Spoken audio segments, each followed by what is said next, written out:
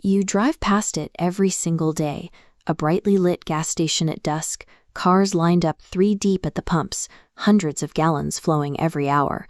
You look up at that massive glowing street sign advertising $3 or more a gallon. You do the quick mental math on all those swiping credit cards, and you naturally assume whoever owns this concrete footprint is making a fortune. But that station you're picturing, the one where money flows as freely as the fuel, doesn't exist. Despite the constant traffic and the high price per gallon, the person behind the counter is often struggling to keep the lights on with the revenue from the gasoline alone. To understand why, you have to look at what buying a gas station actually means today. A mid-century station like this one was a simple piece of real estate. Modern ownership requires managing a complex array of hardware, from underground containment systems to high-pressure piping, governed by strict federal environmental standards.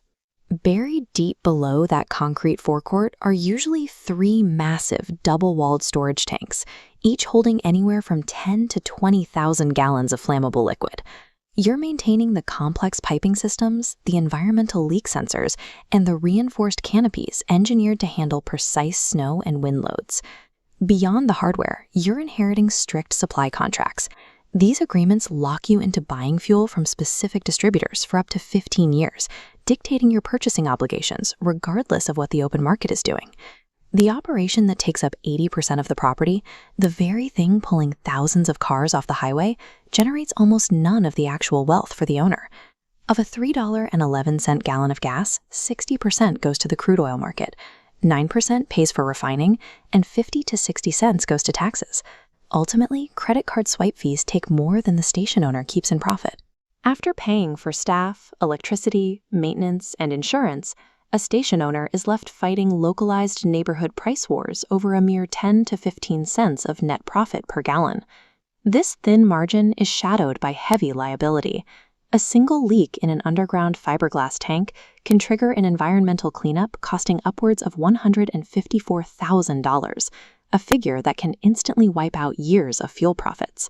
Selling gasoline is a high-jeopardy, low-margin operation. The entire setup functions as bait, designed specifically to get a driver to cross the property line. The moment a customer walks through those glass doors, the economic logic shifts. The convenience store acts as the primary profit engine of the property, utilizing high margins inside to offset the liabilities outside. On the revenue side, fuel is the volume leader, accounting for 67% of total sales. But when you look at gross profit, the math inverts. Items sold inside the store generate more than 61% of the station's entire gross profit. To see the impact on a single visit, if a driver fills up their sedan with 12 gallons of fuel, the net profit to the station owner on that $37 transaction is roughly 40 to 60 cents. Now compare that to a customer buying a single cup of coffee. The beans and the cup cost the owner about 23 cents. They sell it for $3. That 90% gross margin means a single cup of coffee produces more bottom-line profit than pumping 12 gallons of gasoline. Smart operators build an entire ecosystem of high-margin additions. An automated tunnel car wash requires minimal labor and generates steady revenue through monthly memberships, often yielding profit margins exceeding 50%. The entire physical layout is engineered around maximizing the dollars spent inside the building, while merely breaking even on the product sold at the pump. The most successful modern chains in America have moved far beyond traditional convenience items by investing heavily in high-margin prepared food.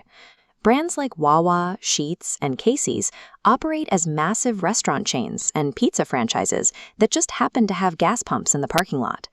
Casey's is now one of the largest pizza retailers in the United States. If you look at a vintage grocery store like this one, the shelves were packed with low-margin staples. Retailers hadn't yet realized that the ultimate financial hack was optimizing for immediate consumption rather than bulk groceries. This strategy is evolving again with the addition of commercial EV chargers. These chargers prioritize dwell time. A driver plugged into a fast charger for 30 minutes becomes a captive audience, wandering the aisles and increasing the likelihood of high-margin food and beverage purchases. A modern station is a highly optimized real estate operation disguised as a fuel provider. The next time you pull in for fuel, realize that the $3 gasoline exists as a break-even advertisement to fund the highly profitable $4 coffee waiting inside.